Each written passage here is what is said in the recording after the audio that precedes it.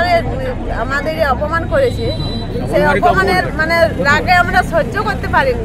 আরো তীব্র বাউরি কালচারাল বোর্ডের চেয়ারম্যান ও ভাইস চেয়ারম্যানের দ্বন্দ্ব। চেয়ারম্যানের বিরুদ্ধে দূর হটো স্লোগান তুলে ঝাঁটা হাতে বিক্ষোভ বাউরি সমাজের একাংশের। পোড়ানো হলো কুশপুতুলো। সপ্তাহখানেক আগেই ভাইস চেয়ারম্যান দেবদাস দাস ও শালতোরার প্রাক্তন তৃণমূল বিধায়ক স্বপন বাউরির উদ্দেশ্যে তোপ দাগেন বাউরি কালচারাল বোর্ডের চেয়ারম্যান দীপক দুলে।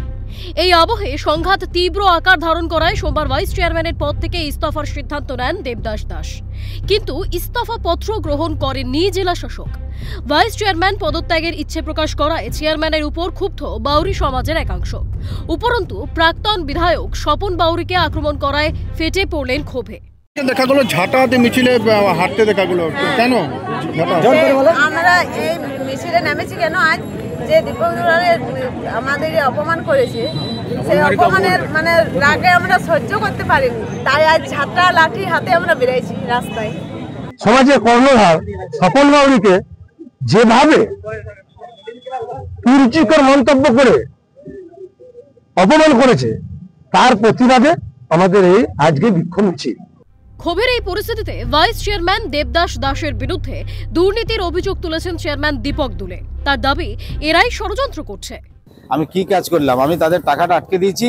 প্রাক্তন চেয়ারম্যান এবং বর্তমান যিনি ভাইস চেয়ারম্যান আছেন, তিনি 40,000 টাকা একটা বিল পাঠিয়েছেন, গাড়ির বিল, তেলের বিল।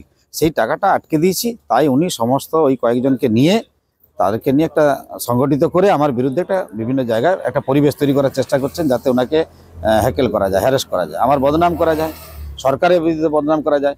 আজকে ওনারাই তো ষড়যন্ত্র করে পশ্চিমবাংলার এই গভর্নমেন্টের বিরুদ্ধে, বোর্ডকে কেন্দ্র করে গভর্নমেন্টের বিরুদ্ধে কেস করেছে, হাইকোর্টে গেছেন। কিসের জন্য?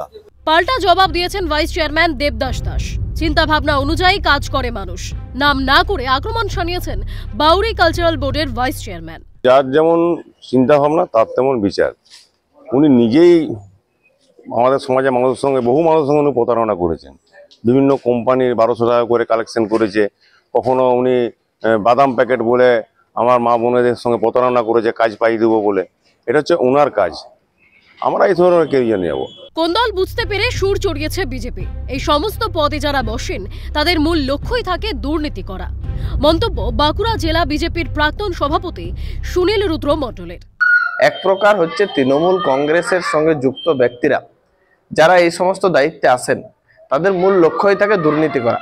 না বাউরি সমাজের কল্যাণের স্বার্থে, বাউরি সমাজের উন্নয়নের স্বার্থে তারা বিগত দিনে কাজ করছে না না বর্তমানে তারা কাজ করছেন, না ভবিষ্যতে তারা কাজ করবে।